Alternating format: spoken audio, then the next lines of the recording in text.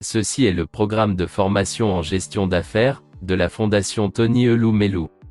Module 7. Groupe de discussion et séances pratiques. Table des matières. Ce module couvrira conférences et discussions sur le plan d'affaires. Conseils sur la rédaction de plans d'affaires. État financier. Aperçu. Pour réussir dans l'entreprise que vous avez choisie, il est important de rédiger un bon plan d'affaires. On dit que si vous ne planifiez pas, vous planifiez d'échouer. Beaucoup de gens considèrent les plans d'affaires uniquement comme une nécessité pour le financement requis par les banques. On en tirera plus s'il est également utilisé comme document de travail pour la mise en œuvre de l'entreprise, pour le démarrage et pour accélérer la croissance durable d'une entreprise existante. Ce module est conçu pour les propriétaires d'entreprises et les entrepreneurs qui sont prêts à créer un plan d'affaires.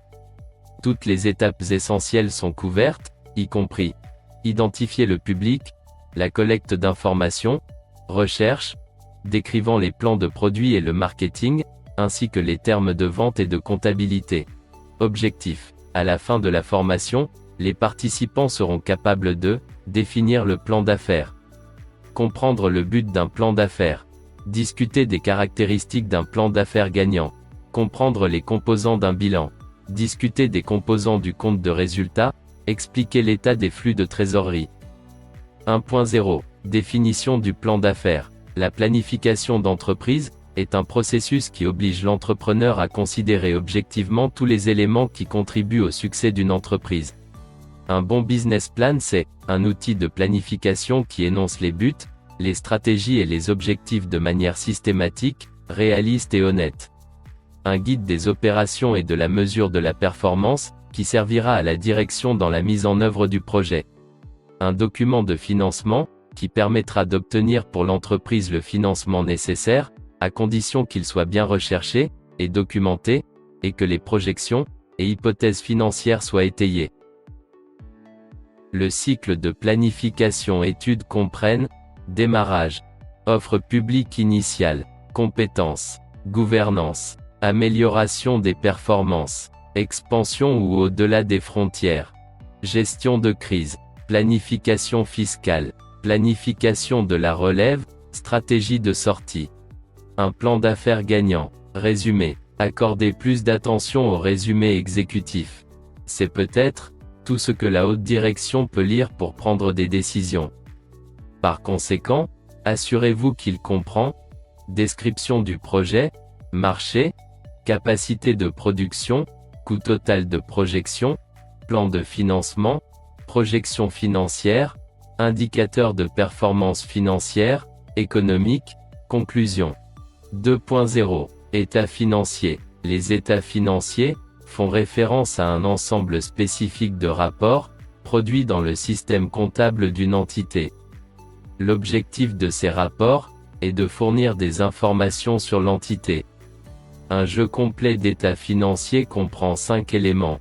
État du résultat global, état des variations du capital, état de la situation financière, état des flux de trésorerie, note aux états financiers. Composantes du bilan. Actifs immobilisés dans les entreprises. Actifs circulants. Actifs nets. Immobilisations incorporelles, par exemple. Bonne valeur, passif à long terme en entreprise. Passif circulant. La distinction entre débiteurs et créanciers, et bénéfices non distribués. Compte de résultat, aussi connu sous le nom de compte de résultat, ou état des revenus et des dépenses. Le compte de résultat se concentre principalement sur les revenus et les dépenses de l'entreprise au cours d'une période donnée. Le compte de résultat se concentre sur les 4 éléments clés, revenus, dépenses, gains, et les pertes. Il ne couvre pas les recettes, argent reçu par l'entreprise, ni les paiements ou décaissements en espèces, argent versé par l'entreprise. Tableau des flux de trésorerie. Il s'agit d'un état financier qui montre comment la trésorerie, et les équivalents de trésorerie entrent et sortent d'une entreprise, au cours d'une période donnée. En d'autres termes, il permet de déterminer si une entreprise s'est engagée dans une transaction en espèces, pendant un intervalle de temps donné à partir duquel elle règle sa dette, et s'occupe d'autres activités financières, d'investissement, et d'exploitation. Points clés à retenir.